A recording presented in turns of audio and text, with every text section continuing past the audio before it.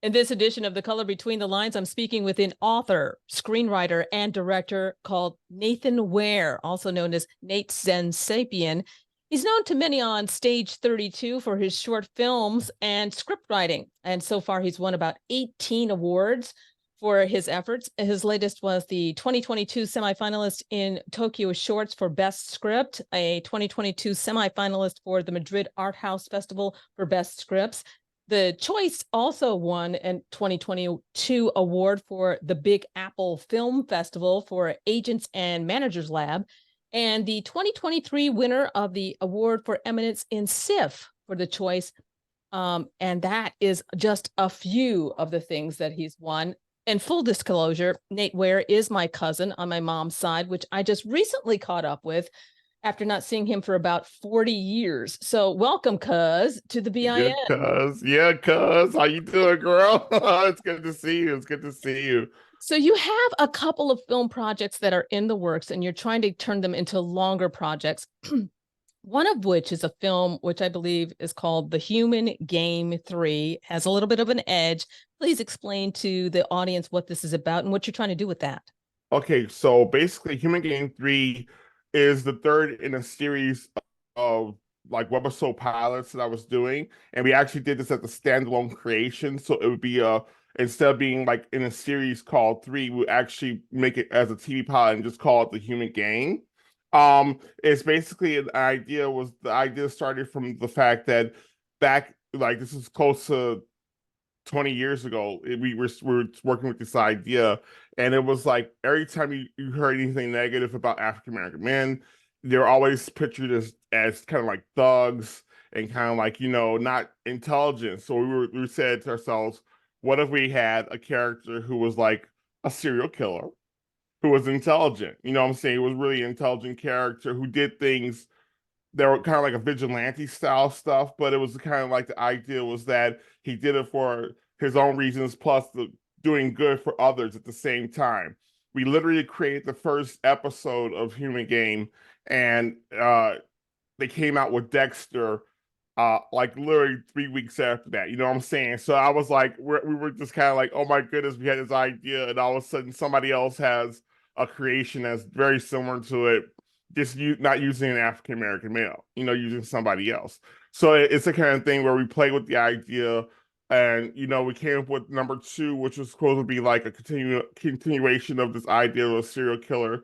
But it's like by the time I got up to 3, which is maybe like 2 or 3 years ago, I started writing 3 because I bumped into a lot of very interesting actors, and there was one in particular named Morgan who I said had potential to actually do something with. So I aimed this character, so I created this character around her style of acting, and I said, how about if we switch this around, instead of focusing on the African American males, we'll focus on a girl, but she will be directly tied to these two African American males. And the catch was that she would be a psychic. So it's the kind of thing where it's like she's having all these visions of all this crazy stuff, and it's the visions she thinks are trying to tell her to beware of these two guys, and it turns out that the visions were telling her to seek them out because there's a bigger threat than them in the area. You know what I'm saying? Wow. So it's kind of a weird story, and that's the one that's actually with the screenwriting has actually won the most awards. It's won like close to, you know, 2 dozen awards. You know what I'm saying? And that's not just finalists, but it's like also the actual award, like the the the the higher awards. You know what I'm saying? I Yeah. don't. That sound, I don't. It sounds weird, but it's because it sounds like bragging. But at the same time, it's good to know that they see the creativity in that particular subject matter. You What do know. you, what do you think is the attraction? Is it the whole psychic idea that people are like, that's Actually, that is what has stopped it from going further. It's kind of interesting. I was doing queries, and it was like every time I put that idea out there and I put that into the query, the people who were with the major studios kind of who rejected it came basically said, you're not developing her character enough. I'm going, this is just a pilot episode. You know what I'm saying? It's like you could give so much about the character away, but that comes in the other episodes after that. So at the same time, there was like the idea of having a psychic was just kind of like it was different because it gave you, it let you play a game of cat and mouse a little bit with the character, And but it she's an basically African American female that's playing the psychic. she's actually, what's kind of interesting? It switched around. So basically, initially she was supposed to be uh a person of European descent, you know what I'm saying? And I was going to be in contrast with these two older black males who were like very, countercultural. Hmm. But at the time, but it seems like anybody could play this role in particular would fit that would fit that, this character, you know what I'm saying? So that was the reason why I kind of left it open because I know this particular project we have slated for pre-production on January 15th of next year. Wow, that's quick. Yes, that's what I'm saying. And long story short, we already have candidates in mind for casting, but we just want to get the crew together now. Because you spend a lot of money on your cinematographer. Do you Go find ahead. do you find that you have to, work several different jobs, several different things to kind of balance yourself because you have a life, you got to pay rent, you got to do all this Yeah, things. it's That it's is that the it's way you do it? well, I actually when I this is kind of interesting. This is kind of a weird story. This has to do with our family too, you know what I'm saying?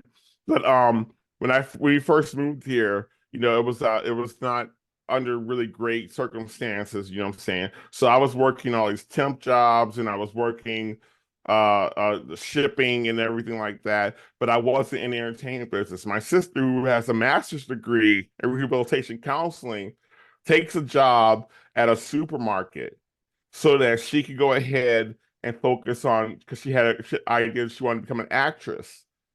Literally, her several gigs that she got, which was like extra work, paid more than my week-long work at the shipping places. You know what I'm saying? So it was that kind of thing where after it happened the third time, I said, "That's it. I'm going to acting." And so my first foray wasn't in behind the screen; it was in front of the screen.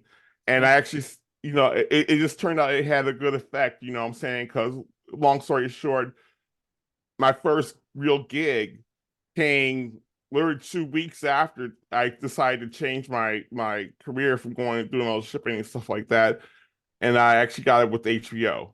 So I got oh yeah, I actually got um a principal character role in a HBO short, and it was done as a promo, like a commercial that they would show at hotels and stuff like that on their channel.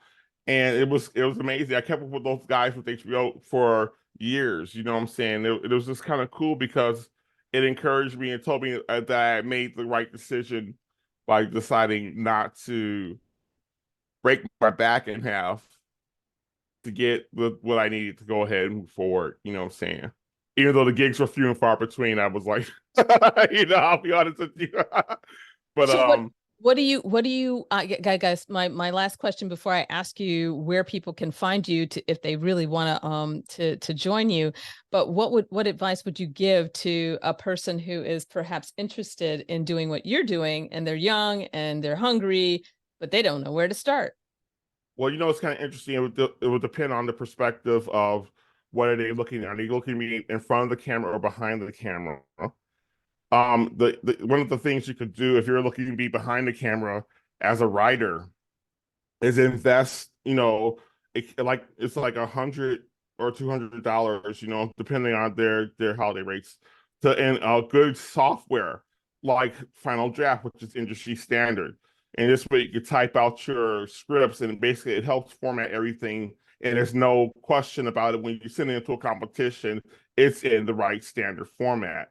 Now, if you want to go ahead and do something in front of the camera, I would say go on to certain social sites, especially one. There's a periodical called Backstage.com. Backstage.com has had everything from Marvel and Disney to I found my HBO gig through Backstage.com, the first one back, and that was over 20 years ago. You know what I'm saying? So it's the kind of thing where they have certain periodicals. You can look at Variety as well, but basically Backstage is one of the best places for an actor to go ahead and look and see if they can find work for themselves. You know what I'm saying? Paying work. So what do we do if we want to support you or you're thinking about, like I might want to be a part of that film, or I'm interested. How do they reach you, and where do they look? Okay, great. Yeah, okay. I have it's kind of interesting. I have a blog called nathansensapien.blogspot.com. You cannot leave any messages on it, but what happens if you look at my older posts, you will see links to my other social media sites like Instagram, which I do communicate through, you know what I'm saying, Sapien Films on Instagram as Sapien Films.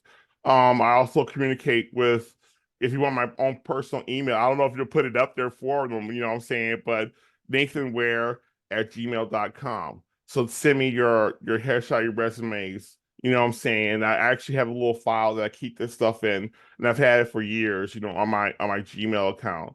So that's one of the best ways to get in touch with me. So literally it's gonna be for the next few months focusing on the TV pilot. And then after the TV pilot's in the can in the summertime, we'll actually start up at the end of summer and start focusing on doing the feature length, which should be interesting because I have some ideas how to cut corners on some of the sci-fi effects, you know. So it should be interesting. All All right. right. Thank you so much, Nathan Ware, for joining us on the BIN. Wow. Thank you, Esther.